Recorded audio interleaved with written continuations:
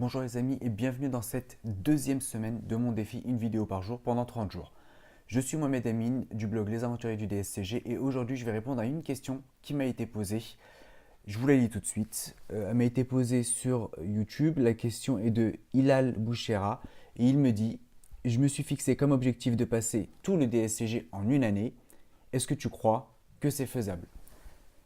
Très bonne question, projet très ambitieux. Moi, je répondrai sous forme de deux questions, ou plutôt deux remarques. La première, un projet aussi ambitieux, passer le DSCG, valider les 7 UE en une seule année, il faut forcément être inscrit dans une école pour le faire. On ne peut pas le faire tout seul.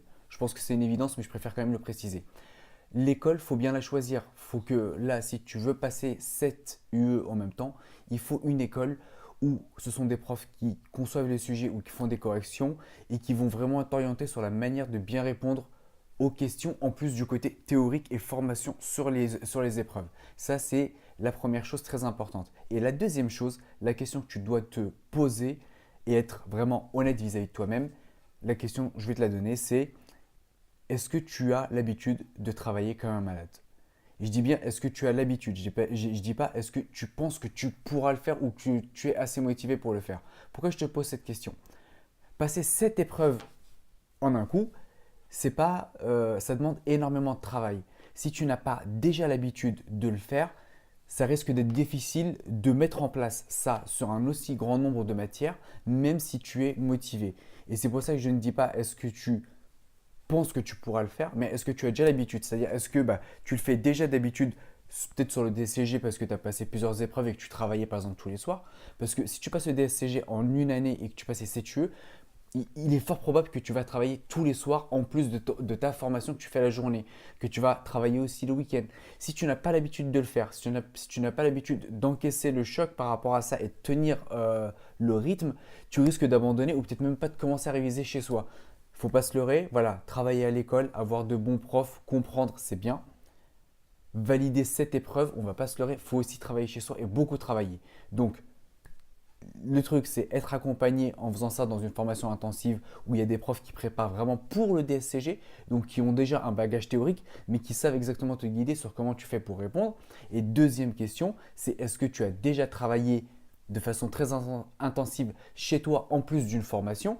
Parce que si tu ne l'as pas fait, tu risques de ne pas tenir le coup et de ne pas tenir la distance. Parce que là, tu ne vas pas travailler tous les soirs et les week-ends juste sur une semaine ou deux ou un mois. Tu vas faire ça sur plusieurs mois pour ne pas dire 9 ou 10 mois. Donc, les deux questions à te poser. C'est faisable si jamais tu penses que tu as déjà l'habitude de travailler et que tu es accompagné. Sinon, moi, je serais un peu plus mitigé. Je ne dis pas que c'est impossible, loin de là, tout est possible. Mais par contre, je pense que voilà, tu pars avec un gros handicap si tu n'as pas l'habitude de travailler tout seul et que voilà, tu fais ça tout seul en candidat libre. Si tu veux tester, si tu as des méthodes, pourquoi pas. Moi, à la limite, j'aimerais bien que tu me partages après, peut-être en commentaire de la vidéo, comment est-ce que tu as pu faire pour ça. Mais sinon, voilà mon avis. Les deux questions à se poser les plus importantes quand tu pars sur un gros projet comme celui-là, qui va être lourd, intense, mais qui peut être hyper gratifiant à la fin si tu réussis à valider tes matières. Voilà pour la réponse. Si toi aussi qui regardes cette vidéo, tu as aussi une question à me poser, je vais te mettre la vidéo sous laquelle tu vas pouvoir me poser la question soit en haut, soit dans la description.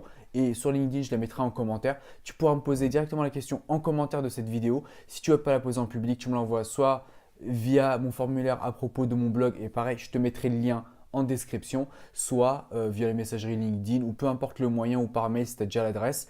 J'y répondrai avec plaisir dans les prochaines semaines, les prochains jours, les prochaines semaines par vidéo. Et je vous dis à demain pour la prochaine vidéo.